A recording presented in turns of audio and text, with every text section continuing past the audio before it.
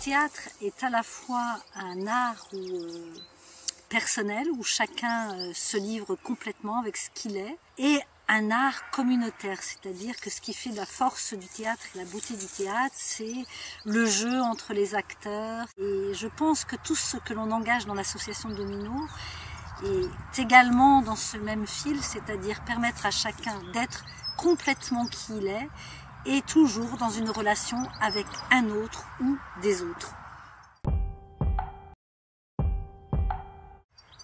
Je dirais qu'il y a aussi la mise en valeur de chacun parce que nous nous adressons à des personnes qu'on ne regarde pas toujours, qu'on ne considère pas toujours, et qu'elles aient l'occasion à un moment donné d'être sur scène et d'être reconnues pour qui elles sont, d'être regardées par un large public.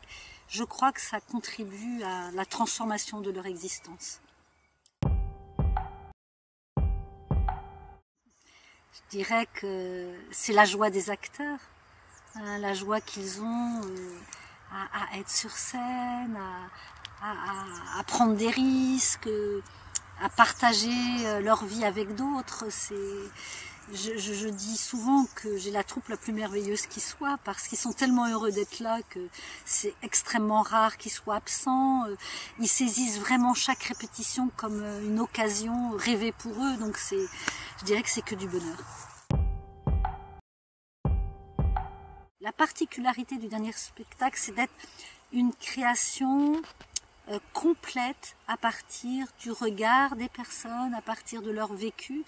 On a passé 2 ans à dessiner, à écrire, et tous les textes que l'on a mis en scène dans le spectacle sont des textes que les personnes ont écrits ou nous les avons écrits pour eux.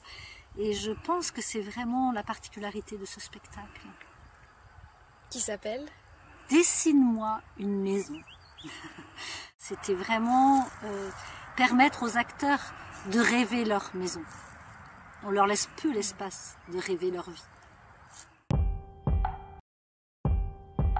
J'aimerais tellement qu'il y ait beaucoup d'autres troupes comme ça et que toutes les personnes qui ont envie de faire du théâtre puissent le faire.